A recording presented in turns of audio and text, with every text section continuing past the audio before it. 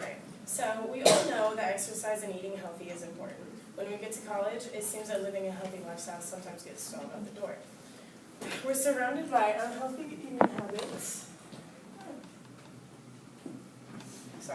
We're surrounded by unhealthy eating choices. We don't have enough time to hit the gym, and we have the option to ride the bus to get nearly anywhere on campus. As a full-time student, we take on classes, we have part-time jobs, and we want to have some sort of social life.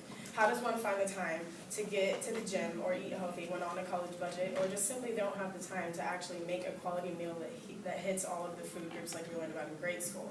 It seems impossible, right? I'm here today to tell you that it's not impossible and to sway y'all to start developing a healthy lifestyle now while you're in college to help better yourself for the rest of your life. When lunchtime rolls around here on campus, a majority of the student population makes their way to the underground, Mrs. E's, or the Union to eat.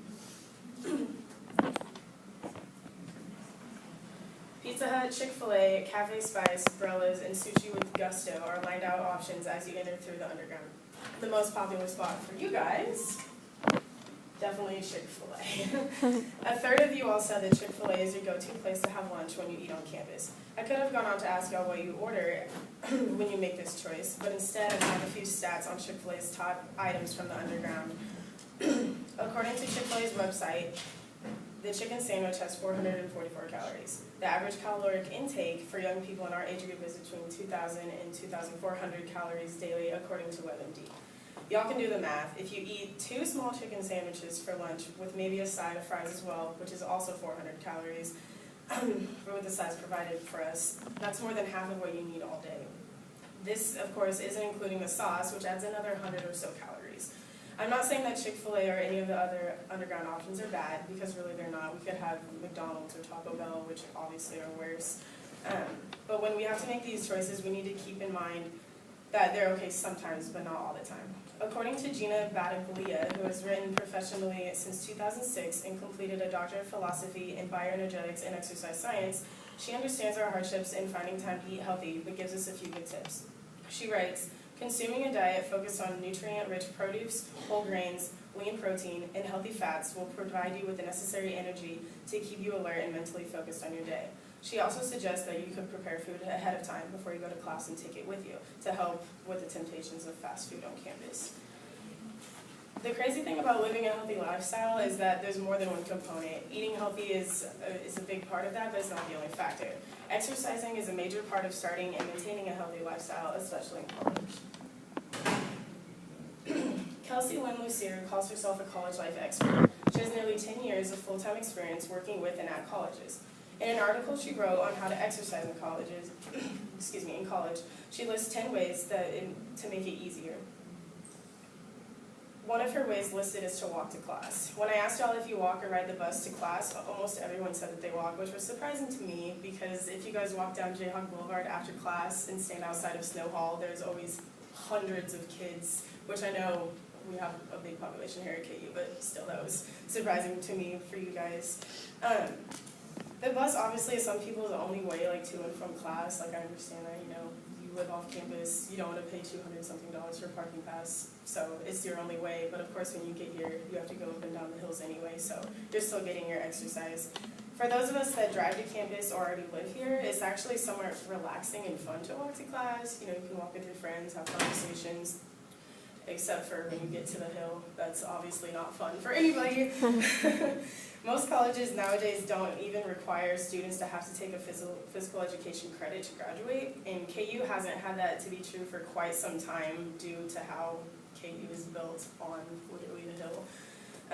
A couple of other ways Lucier suggests making exercise easier in colleges is to get a workout in between class. If you have class in the morning and then later in the afternoon, just go get a quick hour workout in, bring other clothes to change into, and go off to class. She suggests bringing your homework with you. If you're going to run on the treadmill, bring your reading that you have to do for speech or whatever class, and you can kill 2 birds with 1 stone. And of course, bring a friend who doesn't like working out with somebody. It makes it a lot easier and a lot more fun. When we talk about exercise and doing so 3 to 5 times a week, it doesn't have to be vigorous. It could be just simply walking to class. Our hours here at the KU Rec are 5:30 in the morning to midnight, so that's plenty of time for us to get in there for a quick 30 or 45 minutes, which is what they suggest that we do as college students. We've covered maintaining a healthy diet and talked about working exercise into our busy schedules. One component of maintaining a healthy lifestyle that some seem to forget, including myself, is sleep. Obviously, among college students, most of us can probably say that we don't get the right amount of sleep each night. Remember earlier when I talked about being busy but still trying to have a social life?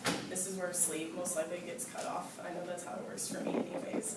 If we were to get the suggested 8 hours a night, it would help to maintain energy levels, help to strengthen your immune system, and help you think more clearly and improve your mood. That's why a lot of us are grouchy, most mornings is because we didn't get enough sleep.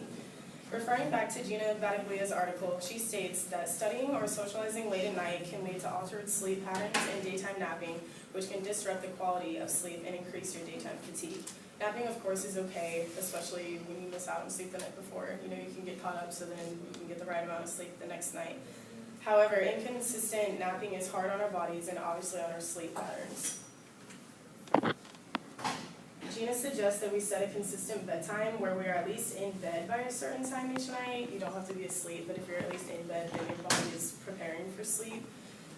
And she also suggests that you not have caffeine, nicotine, or alcohol within 3 to 4 hours of going to bed. I know these parameters aren't ideal for us college students because who wants to, on a Friday, Saturday night, I'm not going to drink alcohol because I want to get a good amount of sleep. Probably not what most of us are thinking. But if we can start to make these changes now, it's at least a step in the right direction. And a step in the right direction will hopefully have your sleeping schedules where you ideally want them sooner or later. When I had tallied up and read the answers to my questionnaire, the last thing that came to my mind was that I needed to shove fitness and healthy lifestyle living down your guys' throats. From the few questions I asked, y'all seem to be more than aware of how you can already be doing things to live a healthy lifestyle. We talked about healthy eating choices, ways to exercise, and getting enough sleep. There are a couple more components. One factor that I believe Bailey's going to cover in the next few days about water consumption, so I'll let her touch base on that with you guys. And the last one I think is also going to be covered is alcohol abuse. I think someone else has that as well. I know that college is fun and hectic time in our lives where we barely have free time, and when we do, the last thing we want to do is go to the rec or prepare meals for tomorrow or even take a nap most of the time. We think that we have the rest of our lives to be healthy. Why must we waste our time doing it now? The quicker we can build and maintain a healthy lifestyle, the better and easier it will become and just become a more natural way of life.